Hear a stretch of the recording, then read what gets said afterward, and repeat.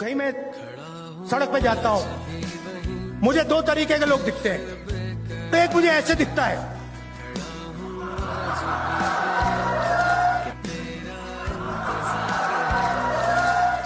मैं कहता हूं कांग्रेसी,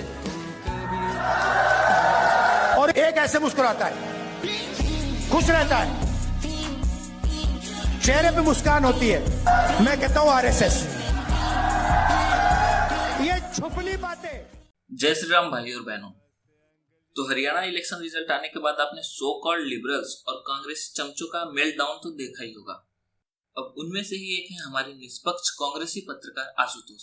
अब इनका दर्द ऐसा है कि ना तो दिखा सकते हैं ना तो छुपा सकते हैं। मतलब आग तो लगी है पर धुआं नहीं उठ रहा है। तो चलिए शुरू करते हैं।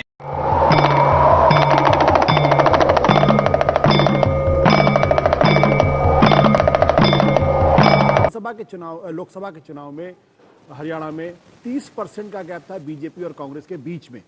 आज लोकसभा के चुनाव में कांग्रेस आगे है आम आदमी पार्टी के साथ और बीजेपी पीछे। इसका मतलब यह कि जो ट्रेंड इस वक्त है, जो रुझान दिखाई पड़ रहा है, वो साफ है कि अगर लोकसभा के चुनाव में कांग्रेस पार्टी और बीजेपी साथ साथ खड़ी हुई है तो विधानसभा के चुनाव में बीजेपी के लिए बहुत बड़ी मुश्किल आने वाली। आप जानती, मैं कभी भी ना तो सीटों के बारे में प्रेडिक्शन करता हूं ना ये कहता हूं कौन जीत रहा कौन हारा। मैं इतना जरूर कहता हूं कि आज की तारीख में कांग्रेस को बढ़त है, इसमें कोई दो राय नहीं है। कांग्रेस पार्टी को बढ़त है, लेकिन तो आइए देखते हैं कि इलेक्शन का रिजल्ट आने के बाद इनके सुर कैसे बदल गए।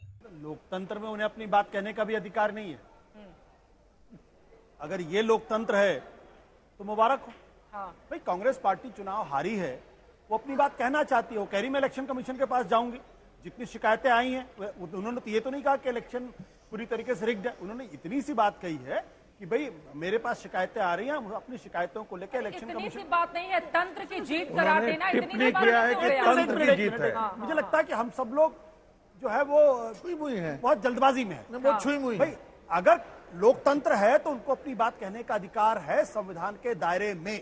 उनको ये भी कहने का अधिकार है कि भाई ये तंत्र की जीत है और लोक की जीत नहीं। ठीक है, उन्होंने रिजल्ट को तो खारिज नहीं किया। पहले तक जो ईवीएम को लेकर सवाल खड़े किए जाते थे, अब तंत्र को उसमें बीच में लेकर मुझे बोलने नहीं दिया। अभी देखिए हमारे में संगीत रागी ने तो भारतीय जनता पार्टी के प्रवक्ता से भी ज्यादा बड़े प्रवक्ता बनकर उन्होंने बात की। भाई आप भी तो कांग्रेस के प्रवक्ता की तरह अब आप लोग मुझे नहीं बोलने देंगे तो करने दीजिए भाई। मैं तो आपके बीच में नहीं, निष्पक्ष पत्रकार है। नहीं, मैं तो बिल्कुल निष्पक्ष हूँ। आपकी निष्पक्षता पर मुझे संदेह है, वो आपके पक्ष में है। आप आरएसएस के प्रवक्ता हैं, मैं तो नहीं कहता आपको। मैं हूँ नहीं, मैं ये गलत कर रहे हैं। मैं अपनी बात रख लूं महाराज। तो मैं ये कह रहा हूं, क्या उन्होंने कहा कि इलेक्शन हमें स्वीकार नहीं करते? क्या उन्होंने ट्रंप की तरीके से कहा हम चुनाव हमको हराएगा? नहीं, वो अपनी बात रख रहे हैं। उन्होंने कहा कि जो शिकायतें हमें मिल रही हैं उन शिकायतों को इलेक्शन कमीशन के पास जाएंगे। दिन में उन्होंने क्या कहा? दिन में कहा कि भाई डेटा अपडेट नहीं हो रहा, हम इलेक्शन कमीशन के पास जाएंगे। खारिज नहीं कर रहे ना? क्या उनको अपनी शिकायत रखने का भी अधिकार अगर नहीं है तो ये स्पष्ट हो जाना चाहिए। बेसिक सी बात है। कांग्रेस इस वक्त जाहिर सी बात सत्ते में होगी, क्योंकि जब सब लोग ये कह रहे थे कि कांग्रेस पार्टी जीत रही है, एक भी एग्जिट पोल ऐसा नहीं था जिसने कहा कांग्रेस पार्टी हार रही है। एक भी ओपिनियन पोल इस तरह की सारे एग्जिट पोल, आप सब लोग भी लौट सारे एग्जिट पोल 400 से लोग कह रहे थे भारतीय जनता पार्टी। सारे एग्जिट पोल कह रहे थे कि 400 भारतीय जनता पार्टी का है। बिल्कुल हरियाणा से लौट कर आए, मैंने बताया कमियां क्या है। मैंने बताया था कमियां क्या है। जल्दी से बाकी बात। सारे एग्जिट पोल कह रहे थे कि भारतीय जनता पार्टी को और उसके गठबंधन को 400 सीट में। तब तो ये बोला जा सकता था ना, कहीं तो ईवीएम में गड़बड़ी करवाया राहुल गांधी ने, उनके तंत्र के लोगों ने। नहीं, मैं तो कह रहा हूं, अरे भाई मैं तो कह रहा हूं, मैं तो कहता हूं क्यों है सरकार इनकी है, लेकिन तंत्र पुराना काम करता है। चाहे वो न्यायपालिका हो चाहे वो बाकी हो, कहा जाता है कि भाई भारतीय जनता पार्टी बेशक सरकार में हो। आप लोग रोना बंद कीजिए, मेरे तक आवाज आ रही है। तो ये था हमारा पहला चमचा, और दूसरा चमचा है डकैत, मेरा मतलब है टिकैत, जो कि सुनने में आ रहा है कि जब से रिजल्ट आया है तब से बरनौल लगाकर बर्फ के गोले पे बैठे हुए हैं। एक और बड़ा अहम सवाल है सर, हरियाणा चुनाव में अरे हो लिया चुनाव हरियाणा का, भाई उन्होंने लाठी बजाई तो चुनाव चलेगा जी। सरकार जो लाठी बजाओगी वो सरकार जाएगी। साइलेंट चुनाव है। किसान आंदोलन का परिणाम, हाँ बिल्कुल परिणाम है, बदला है किसान आंदोलन का। किसान ने बदला ले लिया भाई। किसान लाठी थोड़ा चलाएगा फोर्स पे, वो बदला चुनाव में लेगा, उसने ले लिया। तो क्या स्थितियां रहने वाली, क्या रहने क्या हारेगी सरकार वहाँ की? देखो जनता तो वहाँ नाराज थी भाई सरकार से, और अगर इतनी नाराजगी के बाद में भी बीजेपी सरकार मान जाए तो भाई देश गड्ढे में जाएगा, यूं बिकेगा पूरा का पूरा।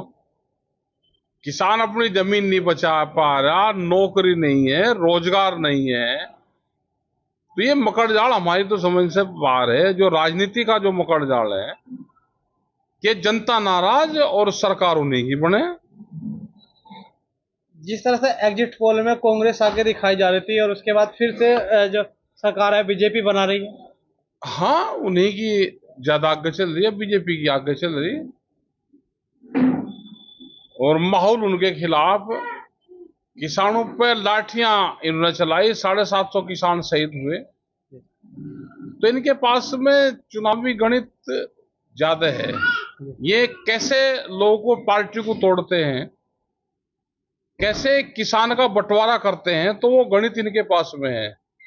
क्योंकि जब 4-4, 5-5 लोग आपस में बट के चुनाव लड़ेंगे तो इसी तरह के हालात पैदा होते हैं। तो टिकैत साहब क्या कहेंगे जिस तरह से जनता ने फिर से तीसरी बार बीजेपी को वहां मौका दे दिया? भाई जनता का तो हमें लगता नहीं कि जनता ने दिया हो, कुछ ना कुछ मेल पाओगा जरूर। तो ईवीएम में भाई जैसे यहाँ पे